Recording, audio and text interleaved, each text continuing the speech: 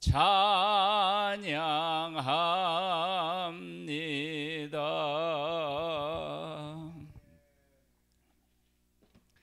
사무엘하 24장 말씀입니다.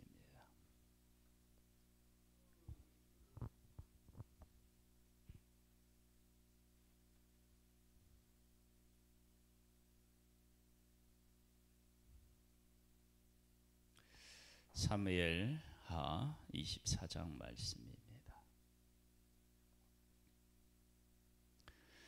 여호와께서 다시 이스라엘을 향하여 진노하사 그들을 치시려고 다윗을 격동시키사 가서 이스라엘과 유다의 인구를 조사하라 하신지라.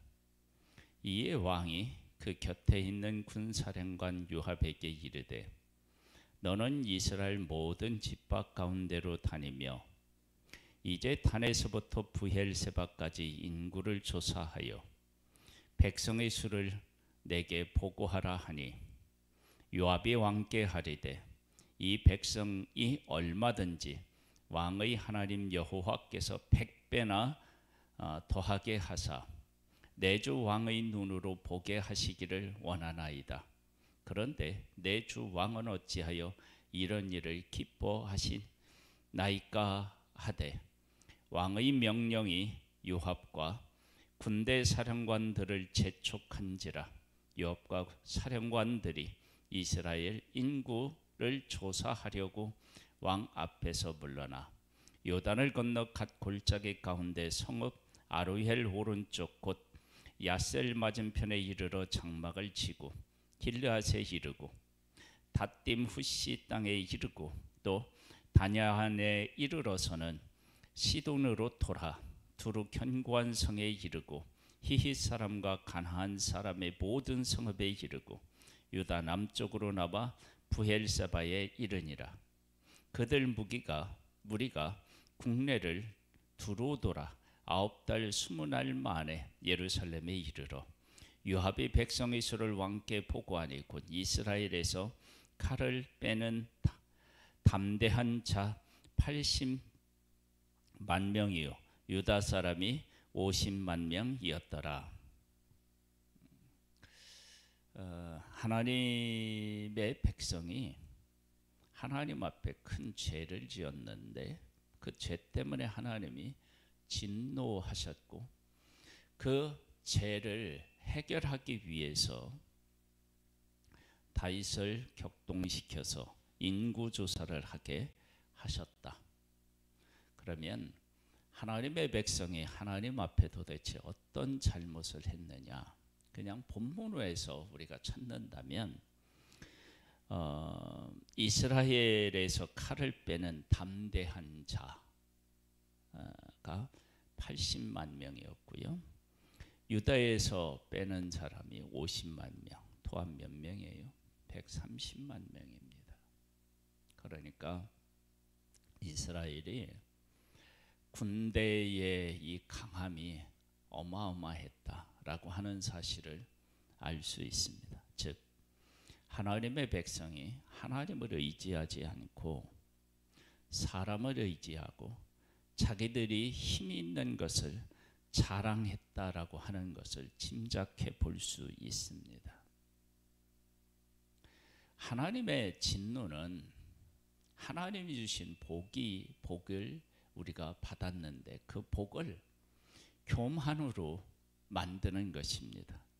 하나님에 의하여서 이스라엘 백성들이 약속의 땅에 왔고 그 땅에 정착했고 사흘에 의하여서 하나님의 진노를 면할 수 없었는데 하나님이 다윗을 다시 세워서 하나님의 뜻을 따르도록 하나님께서 은혜 위에 은혜를 더하여 베풀어 주셨는데 그런데 그 하나님을 잊고 사람을 의지하는 거예요.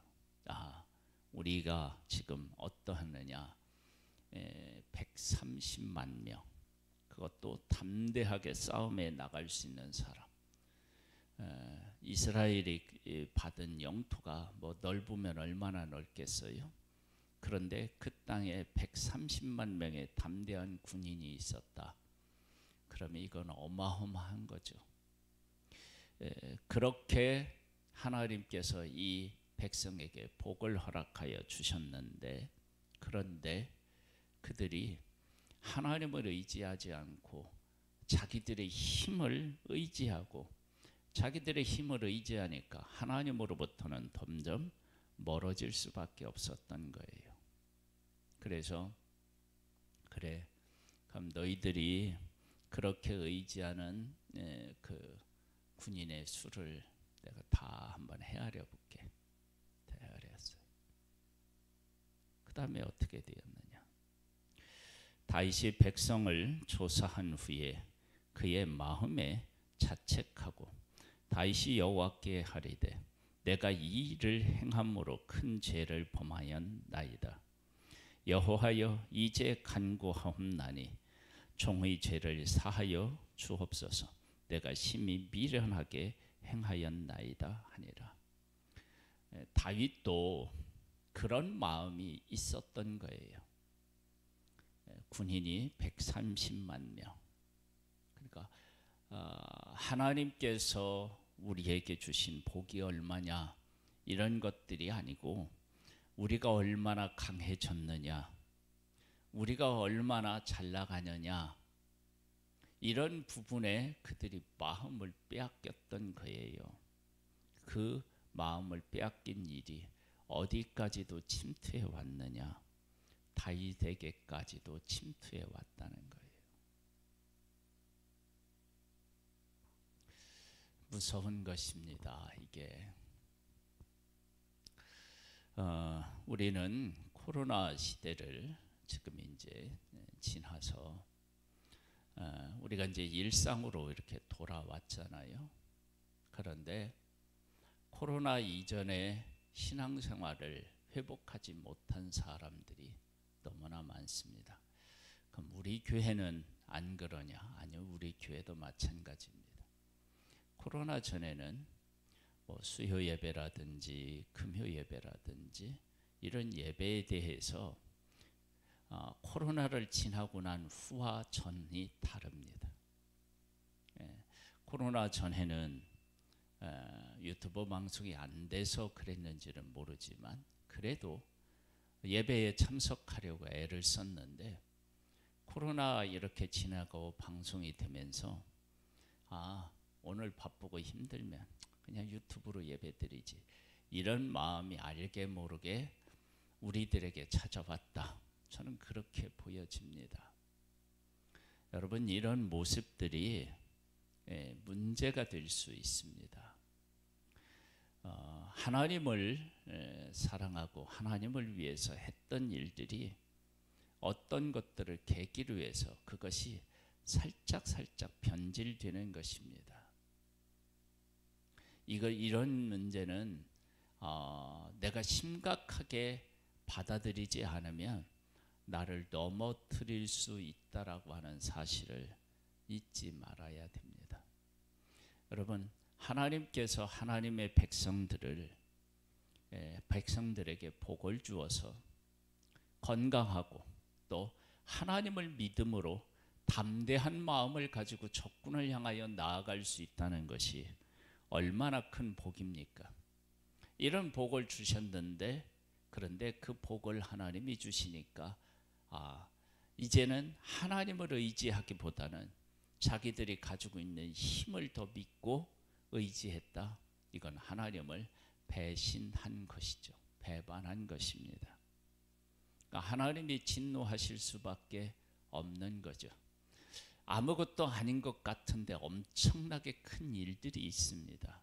여러분, 에덴 동산에서 선악을 알게 하는 나무의 열매를 따먹었어요.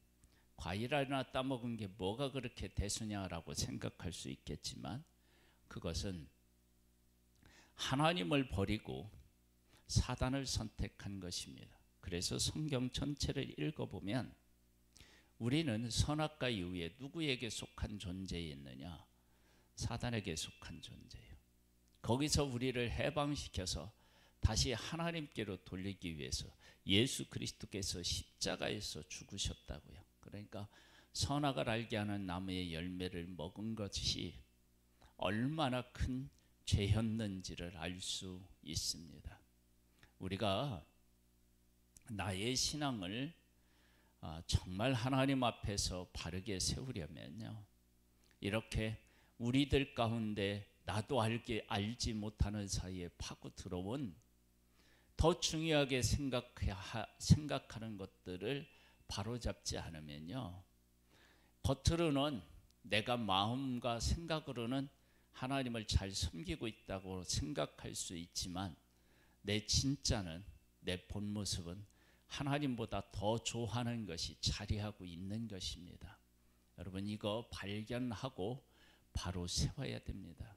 그렇지 않으면 나도 모르는 사이에 모래 위에 세운 신앙이 될 수 있습니다. 이거 조심해야 됩니다. 정말로 깨어 있어야 됩니다.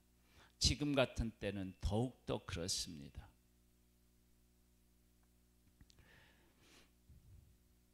이런 사실을 깨달아 알고 난 다음에 다윗이 어떻게 되냐면 내가 큰 죄를 지었다는 거예요. 그리고 죄를 사해달라고, 심히 미련한 일을 행했는데 죄를 사해달라고 하나님 앞에 간구하는 모습을 보게 됩니다.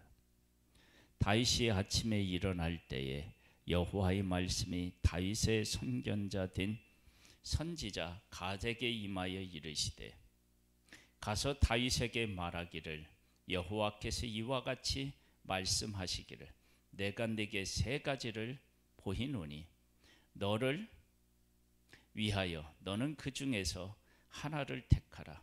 내가 그것을 네게 행하리라 하셨다 하라 하시니, 그들이 지은 죄가 얼마나 컸느냐. 가시 다윗에게 이르러 아리어 이르되 왕의 땅에 7년 기근이 있을 것이니까. 여러분, 7년 기근이면 이게 전국적으로 얼마나 큰 고통이 있겠어요. 또 혹은 왕의 원수에게 쫓겨 석 달 동안 그들 앞에서 도망하실 것이니까. 여러분, 석 달 동안 쫓겨서 도망가면 그 피해가 얼마나 크겠습니까? 또 혹은 왕의 땅에 사흘 동안 전염병이 있을 것이니까.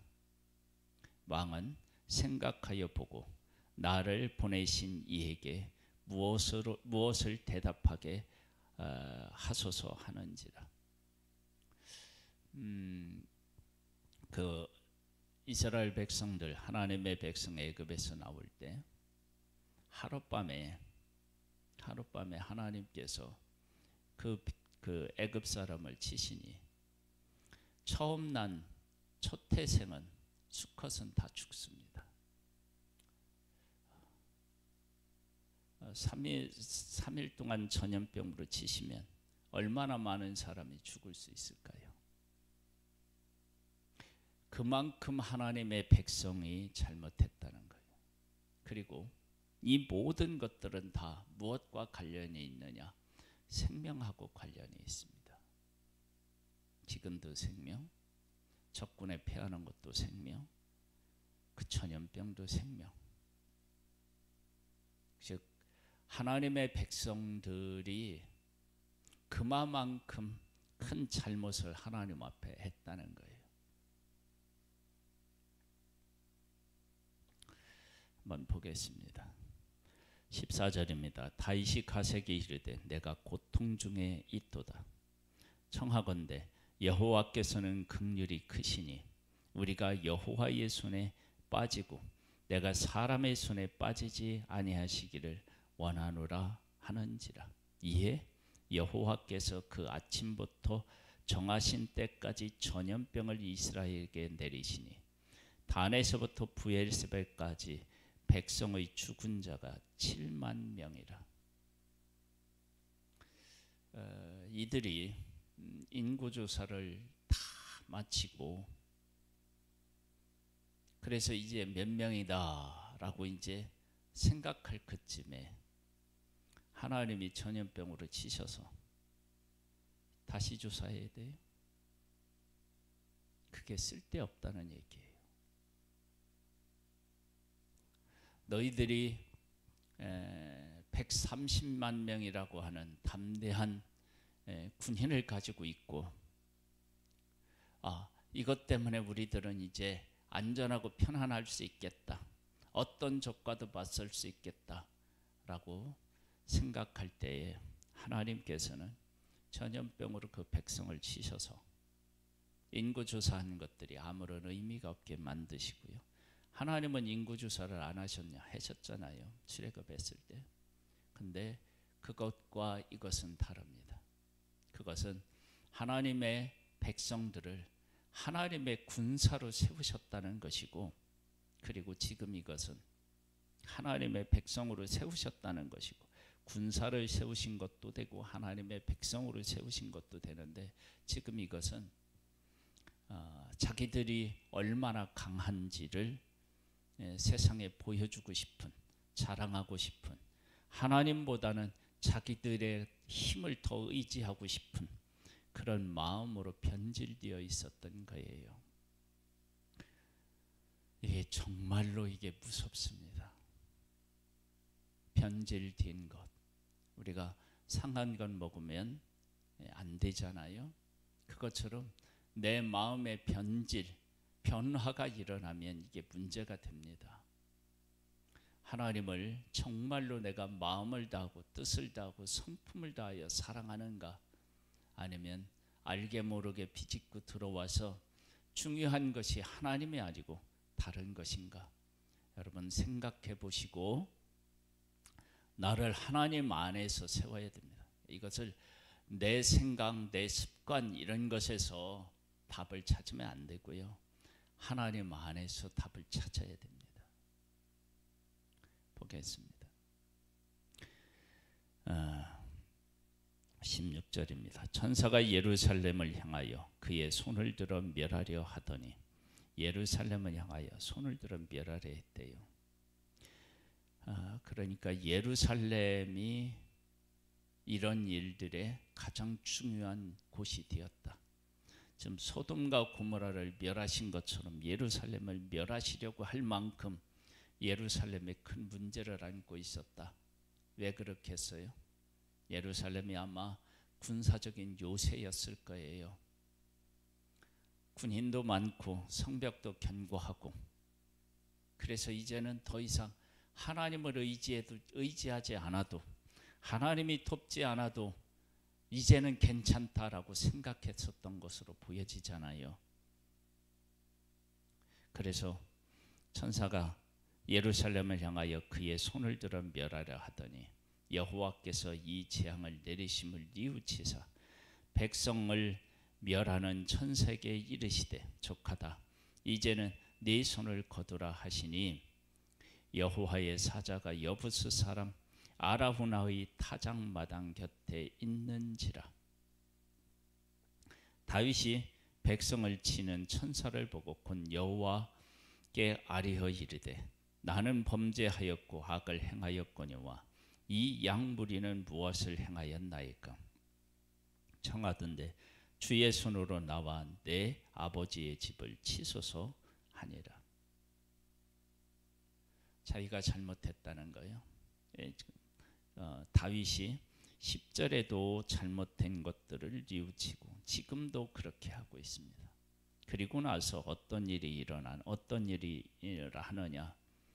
이날에 같이 다윗에게 이르러 그에게 하리되, 올라가서 여부스 사람 아라우나의 타작마당에서 여호와를 위하여 제단을 쌓으소서 하매, 다윗이 여호와께서 명령하신 바 가세 말대로 올라가니라.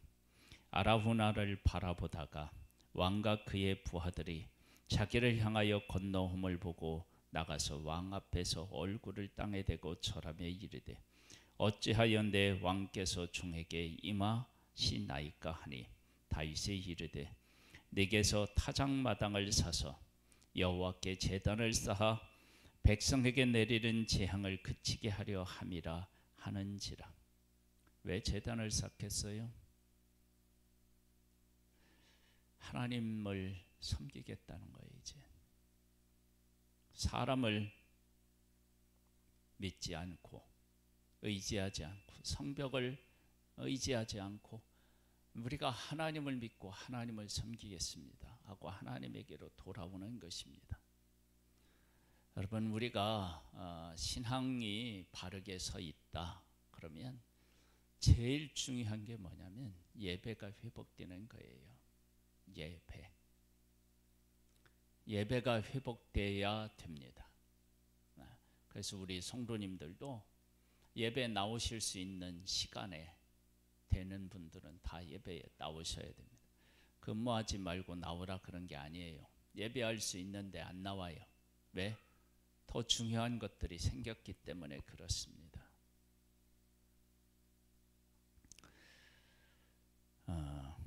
22절이요. 아라우나가 다윗에게 하려되 원하건대 내 주 왕은 좋게 여기시는 대로 취하여 드리소서.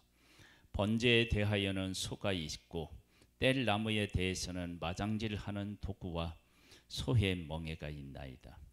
왕이여, 아라우나가 이것을 다 왕께 드리나이다 하고 또 왕께 하리되 왕의 하나님 여호와께서 왕을 기쁘게 받으시기를 원하나이다. 왕이 아라우나에게 이르되 그렇지 아니하다. 내가 값을 주고 내게서 살이라. 값 없이는 내 하나님 여호와께 번제를 드리지 아니하리라 하고 다윗이 은 50세겔을 타작마당과 소를 사고 그곳에서 여호와를 위하여 제단을 쌓고 번제와 화목제를 드렸더니 이에 여호와께서 그 땅을 위한 기도를 들으시매 이스라엘에게 내리는 재앙이 그쳤더라.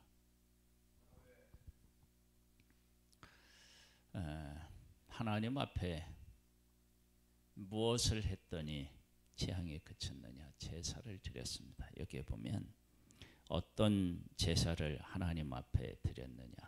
번제와 화목제입니다. 나를 온전히 드리겠다는 거죠. 하나님하고 다시 화목하고 하나님 중심으로 살겠다라고 하는 것입니다. 여러분, 우리가 하나님을 섬기는 데 있어서 우리는 죄인이기 때문에 언제라도 죄가 틈을 타서 알게 모르게 하나님 앞에 살아가는 것보다는 나의 어떤 그 좋은 것들을 따라가려고 하는 이런 마음들이 있다고요. 그런 마음에서 우리가 벗어나서 하나님을 바르게 깨달아 알고 섬겨야 됩니다. 지금 다윗과 이스라엘은 하나님이 주시는 복으로 말미암아 어느 나라하고도 견질 수 없는 강력한 군사를 가지게 되었고 그리고 튼튼한 성벽을 가지게 되었습니다. 그런데 이것이 하나님이 주신 복이었는데 그것을 의지하고 하나님을 의지하지 않는 것입니다. 인구조사가 그런 의미를 담고 있습니다.